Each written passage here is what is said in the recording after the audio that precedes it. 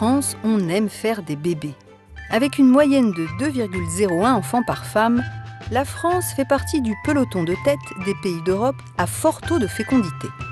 Dans l'Union européenne, seule l'Irlande a fait mieux. Plus de 820 000 bébés sont donc nés l'an dernier en France, mais le séjour à la maternité, lui, tend à se réduire, moins de 4 jours bien souvent.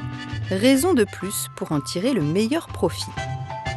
Les questions que les mamans ont en elles, il faut qu'elles les posent, il faut qu'elles les expriment, il faut qu'on puisse leur répondre. Parce qu'une fois que c'est posé, ça devient tout bête. Mais une fois si par hasard elles partaient, qu'on n'avait pas répondu à leurs questions, ça va tourner en boucle. J'aurais dû demander, mais c'est une question bête. Et après, elles vont se culpabiliser. Et toutes les mamans ont les mêmes questions. Faut-il donner le bain tous les jours? Comment faire le soin du cordon? À quelle fréquence dois-je nourrir mon bébé? Avec plus ou moins de facilité, les mères, mais aussi les pères, vont plonger dans ce grand bain de questions. Mais heureusement, pas tout seul. En maternité, il y a quand même beaucoup d'intervenants de santé. Alors, contrairement à ce qu'on peut penser, il n'y a pas que des sages-femmes et que des puéricultrices ou des auxiliaires. Il y a tout un panel de gens qui vont graviter autour de la naissance, comme les psychologues.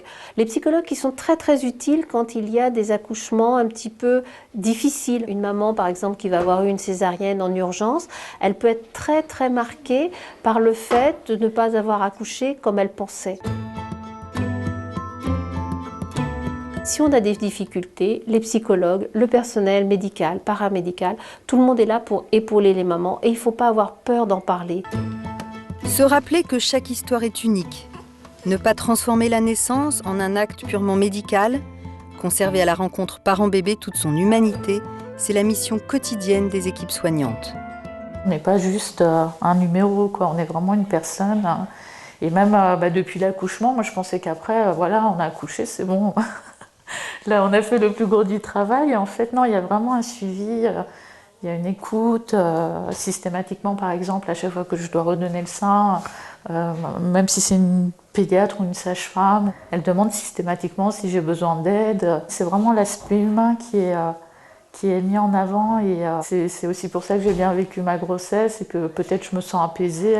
On est confiant et puis on apprend à faire confiance à soi-même aussi dans ce nouveau rôle. Bref, à la maternité, plein de gens sont là pour vous écouter. Profitez-en.